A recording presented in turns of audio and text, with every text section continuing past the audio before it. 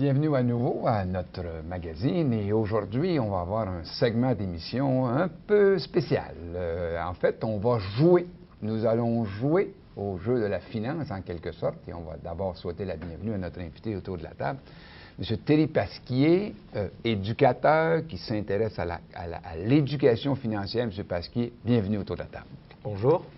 M. Pasquier, vous avez été amené au cours de votre carrière professionnelle à vous intéresser à la question de la formation, les jeunes, les adultes, mais en particulier la formation du côté financier. Qu'est-ce qui vous a interpellé dans ce segment d'activité professionnelle?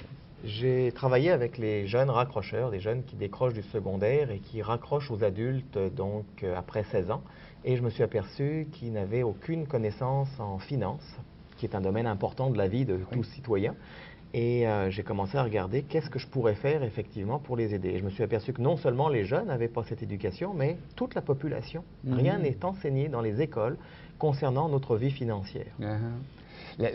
La vie économique, on sait par exemple au Québec, dans les pays industrialisés, ça s'est énormément développé au plan de la formation professionnelle. Quand on est dans les universités, les facultés universitaires, les facultés d'administration, mais vous parlez plus de la formation financière en général de la population, jeunes et moins jeunes. Exact, de l'éducation financière, ce qu'on appelle les finances personnelles. Comment fonctionner avec nos propres finances. Et les gens, généralement, ne veulent pas s'intéresser à leurs finances parce que c'est souvent une zone douloureuse et ils n'y ont pas de plaisir. Et on a associé, donc, à travers le jeu, on a associé finance, plaisir et aussi conscience.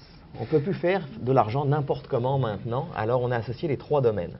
Alors là, vous avez abordé ça par le côté plaisir. Vous avez mis au monde, littéralement, un jeu. Le jeu qui s'appelle riche et conscient. Oui, puis mis au monde, c'est le terme, parce que ça a pris 4 ans. C'est un accouchement long. Alors, vous allez nous parler de ça. Quel est le principe général de ce jeu qui vient d'exister au Québec, on en parlera peut-être un peu tantôt de la mise en marché, mais qu'est-ce que ce jeu-là, riche et conscient au niveau des finances personnelles? Alors, c'est bien plus qu'un jeu, c'est vraiment une simulation financière. Le tableau de jeu est très beau, on le voit, mais tout le jeu se joue sur une planche de jeu comme celle-ci, qui est notre tableau de marquage, et qui, comme on parle dans les finances, donc, est un bilan, si on peut dire, avec une partie revenu, une partie dépenses, une partie actif et une partie passif. Et les gens commencent le jeu en tirant une carte au hasard. On sait que maintenant, avec la physique quantique, il n'y a plus vraiment de hasard. Donc, ils tirent par coïncidence une carte qui est un métier qui n'est pas forcément le leur, mais qui correspond à une situation d'un citoyen. Alors, ils ont des revenus. Là, on voit, c'est un infographiste qui a des revenus d'emploi de 3 400 $ par mois. Et évidemment, il a toutes ses dépenses qui vont avec, ses impôts, les paiements de son hypothèque ou son loyer, les études, le paiement études, paiement de l'automobile, les cartes de crédit aussi, les cartes de consommation, etc. Il a plein de dépenses et il lui reste normalement un montant à la fin du mois. Et c'est important que chaque personne se rende compte de quel montant il a de disponible à la fin du mois pour investir éventuellement ce montant dans des actifs. Et ça prend des connaissances, pour effectivement que ces actifs génèrent des revenus passifs, ce qu'on appelle des revenus sans exploitation active. Le but, c'est de permettre aux gens de devenir davantage autonomes financièrement, de moins dépendre de prestations et de pouvoir choisir éventuellement à 35, 40, 45 ans, s'ils ont commencé à 20, de ne plus avoir à travailler forcément ou ne plus avoir à travailler autant. Travailler peut-être 3 jours semaine. Et là, s'ils aiment leur travail. à travers le jeu, il va y avoir comme un parcours qui va s'installer. Alors, quelqu'un aurait choisi une carte, il est devenu, pour les besoins de la cause, un infographiste, une profession avec tant de revenus.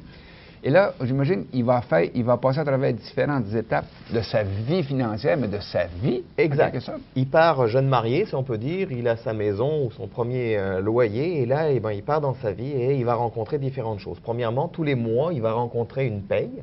Alors, et là, on apprend aux gens à s'occuper de leurs affaires, pas considérer que tout est acquis. S'il ne la demande pas, sa paye, il ne l'obtiendra pas. Et on va faire comme dans la vie, il ne va pas toucher le salaire qu'il touche, le 3 400 $, mais on va déduire de ce salaire toutes les dépenses mensuelles et on va juste lui donner qu'est-ce qui lui reste à la fin du mois. Et c'est avec ce qu'est-ce qui lui reste qu'il va devoir éventuellement sur une autre case, cheminer, tomber sur des cases d'investissement et choisir quoi investir. Le gros avantage, c'est que la personne, si elle perd, à la bourse, si elle perd dans une transaction immobilière, elle ne va perdre que de la monnaie de singe de notre jeu. Elle ne perd pas des dizaines de milliers de dollars comme beaucoup de gens ont pu le faire quand ils étaient à la bourse, par exemple. Alors c'est une simulation qui permet d'apprendre les mécanismes de base pour aller vers les finances personnelles et qui est le jeu lui-même est au centre d'une formation plus élaborée. Vous insistez sur, dans ce jeu que vous nous présentez, un instrument d'éducation, de formation, riche et conscient.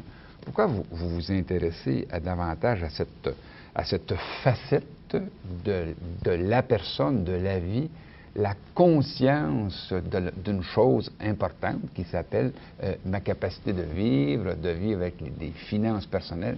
Qu'est-ce qui vous rattache dans ce monde-là? C'est que, je l'ai dit, les finances ne sont pas quelque chose qui intéresse généralement les gens. Et pour y être intéressé, il faut avoir une passion, il faut avoir quelque chose d'intéressant comme but devant nous. Et on invite les gens donc à retrouver davantage leurs rêves, leurs vrais rêves, pas les rêves que la société, souvent avec succès, leur a mis. Les 12 premières personnes qui ont joué au jeu, qui étaient des notaires, avocats, comptables, etc., ont eu le même rêve. Ils rêvaient tous d'avoir une belle maison, une voiture de l'année et des voyages exotiques. On changeait la marque de la voiture, la place de la maison ou la destination du voyage, c'était la même chose. Et je leur ai dit, et après? Puis ils m'ont dit, et après quoi? Après qu'avoir une maison pour avoir un toit, une voiture et des voyages, qu'est-ce que vous voulez? Qu'est-ce qui vous allume dans la vie? Qu'est-ce que vous voulez réaliser? Et il n'y avait rien. Alors on aide les gens, et au dos de la carte, on le voit, on aide les gens à retrouver ce qu'on appelle des rêves de contribution. Des rêves qui vont les amener à contribuer au niveau social dans leur vie, dans les domaines qui les intéressent. Intéressant. Si moi, ce qui m'intéresse, c'est le droit des femmes, ben, je peux partir quelque chose dans ce domaine-là. Si c'est de sensibiliser les jeunes au niveau de l'écologie, je peux créer une ferme en ville pour leur montrer le respect des animaux et de la nature. Bref, trouver quel est mon grand rêve. Et comme mon rêve personnel à moi, on en parlait un petit peu, c'est effectivement d'aider les raccrocheurs, non seulement à raccrocher, mais à trouver une autre vision dans leur vie. Et je fais ça à travers une école alternative que je veux développer sur des voiliers. Vous donc renforcez la notion d'être conscient d'un objectif de vie à travers son activité financière personnelle, mais pas uniquement pour un but, je dirais, un peu bêtement matériel. Vous souhaitez que les gens aillent plus loin, davantage conscients. Plus de rêves et moins de mirages? Plus de rêves, moins de mirages, moins d'extravagance hollywoodienne, je dirais. Redéfinir nos valeurs. On apprend aussi dans la formation à ramener nos dépenses au niveau de nos véritables valeurs. Et pas les valeurs souvent que la société tente de nous imposer. Et ça nous permet effectivement de devenir conscient que ce n'est pas parce qu'on a de l'argent qu'on est heureux. Il y a autre chose à aller chercher. Et je pense qu'on est tous sur cette terre pour accomplir quelque chose, mettre un talent qu'on a en valeur. Et si on ne le fait pas, on en arrive, comme 98%, je pense, des gens dans une statistique américaine, on en arrive au seuil de la mort à regretter notre vie. Et non pas parce qu'on avait fait quelque chose de pas correct, mais par tout ce qu'on n'a pas fait, parce qu'on s'est laissé endormir par nos habitudes. Vous, M. Pasquier, vous êtes un éducateur de carrière, vous venez de prononcer ces mots, vous avez travaillé beaucoup, vous travaillez encore beaucoup avec les décrocheurs, les raccrocheurs.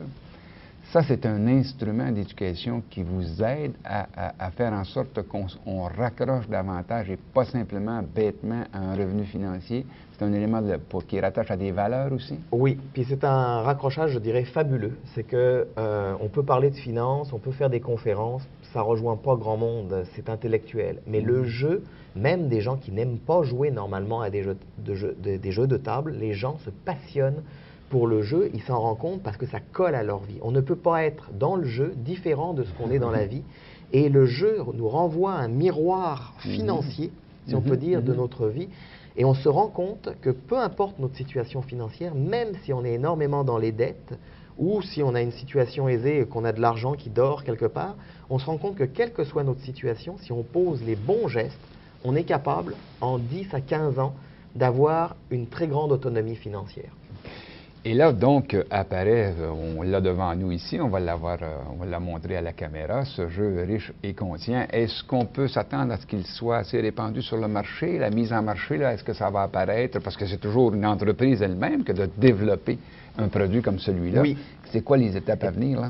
Ben, les étapes à venir, en fait, c'est de mettre la formation qui va autour du jeu sur Internet, de façon à ce que toute personne puisse y accéder, aussi bien si j'habite Montréal que Chibougamau ou Paris en France. Bref, tout le milieu francophone puisse y accéder. Le jeu est disponible sur Internet, donc sur un site web qui sera sûrement au bas de l'écran. Oui, qu'on pourra mettre au bas de l'écran, oui. Donc, ça, c'est une chose. Et ce qu'on veut rendre accessible, c'est la formation au niveau des gens. Et on est en train de partir un ensemble de clubs pour que le jeu soit disponible en région, partout, dans des maisons familiales, où les gens pourront faire jouer d'autres personnes. C'est parce que plus on joue, plus on devient riche et conscient, je dirais. On a bien l'impression qu'avec la richesse des concepts, de ce qui est véhiculé ici, on va passer du Monopoly à riche et conscient dans les foyers québécois. C'est ça, et on va surtout développer des qualités intérieures, les qualités dont je parlais dans le petit livre du guerrier intérieur. Et c'est ça peut-être notre véritable capital, c'est oser dépasser nos limites, découvrir quelque chose de nouveau et avancer vers nos véritables rêves. Eh bien, Thierry Piasquier, qui est l'inventeur et celui qui développe ce jeu, riche et conscient, vous remercie beaucoup de ces informations. C'est tout à fait fascinant et on va suivre le développement de votre produit avec très grand intérêt au cours des prochaines semaines et des prochains mois. Merci beaucoup, M. Pasquier. Merci, M. Trudel. Et nous, on va se retrouver dans quelques instants autour de la table avec d'autres invités pour d'autres passionnantes questions autour du développement des entreprises avec la participation en particulier des femmes dans ces entreprises.